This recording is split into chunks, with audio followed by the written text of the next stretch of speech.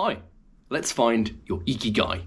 What is Ikigai? Ikigai is this Japanese concept which puts together four very important bits. Number one, what do you love? Number two, what are you good at? Number three, what the world needs. And number five, what can you get paid for?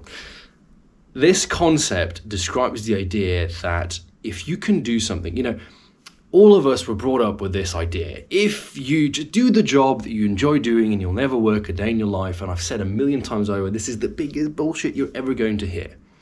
But the Japanese do believe that there is this zenness, there's this, almost a Buddhic-esque idea where you can do something which contributes to the world, contributes to you, makes you happy, and you end up also getting paid for it. Now, realistically speaking, and this is me being brutally honest, the majority of us, the majority of you are going to be lucky to get two of those things to fit. If you're really good, you might get three of them. So this Ikigai point, which is where all these four circles interact with one another, I think is quite utopian. I think it's quite wishful thinking to believe that everyone can get to it. But I think you can. Rolling back throughout this year, I've described quite a few concepts using which I think you are closer to, or should be able to, find meaning in what you're trying to accomplish. A lot of the times we have ideas. All of us right now have ideas. Now, if I ask you to close your eyes and give me your best business idea, the idea that's going to make you money, that's going to make you happy, that's going to get you a girl, that's going to get you happy, you're going to find that you have an answer for it. But it comes at a cost. And the cost is that you can't do it because of 16 different reasons, and you can't do it because you're predisposed to 5 other things, and because it's hard, and because it's unobtainable.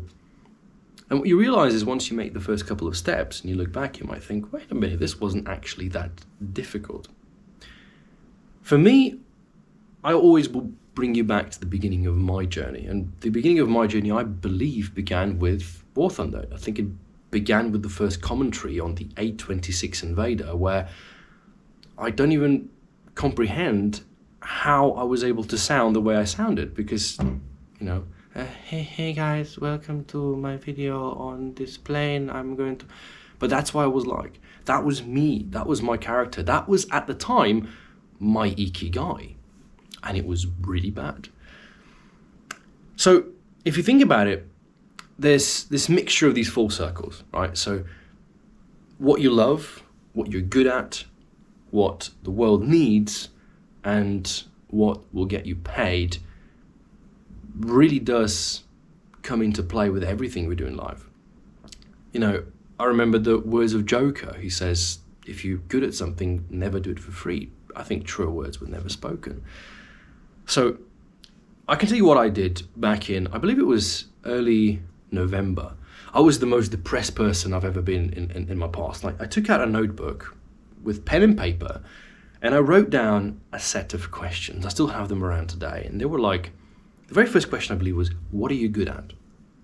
Right? That was the very first question I asked myself, was what are you good at?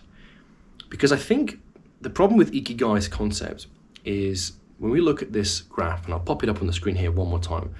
Look at this graph one more time and honestly tell me which one of these four options are you most likely to see first. I think nobody chose these two options. I think nobody chooses them. I think everybody goes either for the top or the bottom. We dream for the money, and we dream to do something that we love doing. But we forget about the fact, is this something the world needs, and is this something that we're good at, right? I would love to be a Formula One racing driver. Why? Because I love doing it, and because I would be getting paid shitloads of money. But the question is, am I good at doing that? And does the world need another Formula One driver? Probably not. So let's scrap the idea and move on, because when top and bottom are the only ones that you have, you're looking at utopia. It doesn't exist. And so I think the question you should always ask is, what am I good at? And go from there. And then try to relate the two. Okay, so if I'm good at talking to people, if I'm good at creating video content, how can I monetize it? And how can I turn it into something that I enjoy doing? Because if my job right now was to stand here making a commercial about, I don't know, plastic bags or lipstick or air filters, I wouldn't really enjoy doing it. But being able to talk about this self-improvement journey, being able to talk about perhaps dating, being able to talk about motivating people, being able to talk about sports, being able to talk about, my favorite books and so, that I do find I love. But as you'll realize, I'm missing out on how to monetize it. Currently, where this channel stands, I make like maybe €6 a month. Brilliant. I can buy myself 2 pints of beer for that cash in England. So the reality of it is that the world might need this, but I don't think they're prepared to pay for it. So if I look at this channel from a business point of view, from a business venture, it is a failure and I should not continue doing it. But I will do it because it fills the other 3 gaps. And then there's another business that I have, where I'm trying to get people to learn English, which is, I'm doing something that I love. It's something that the world definitely needs. And hopefully it turns out that it's a little bit more profitable. Am I very good at it though? I don't think I'm very good at explaining how to be good at speaking English. So again, I have 3, but I'm missing 1. Then I've got another project that I started very, very recently, where and this one's locally based. I'm not going to be doing this online as of yet. And it's actually a dating coaching platform. The idea being that I want to take all the brilliant information that I've read, all the brilliant information I've collected over countless of hours of listening to different podcasts and doing my own research and going out there into the world and dating and cold approaching and talking to women and my relationship experience.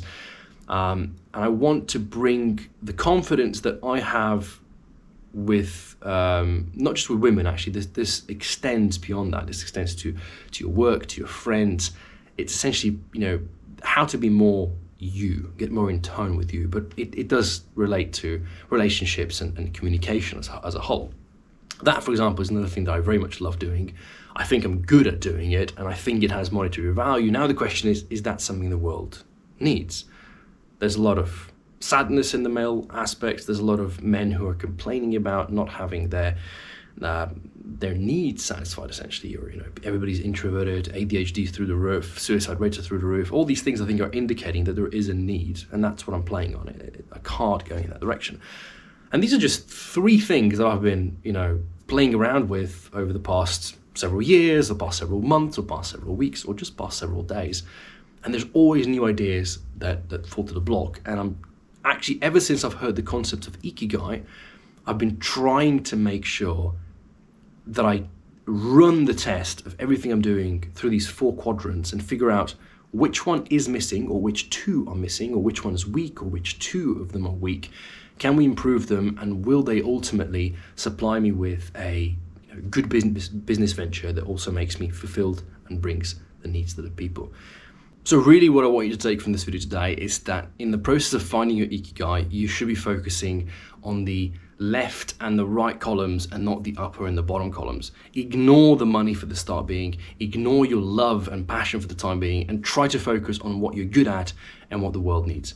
And I think when you figure out those 2, the love and the money will follow. Thanks for watching, and I'll catch you in the next one. Cheerio.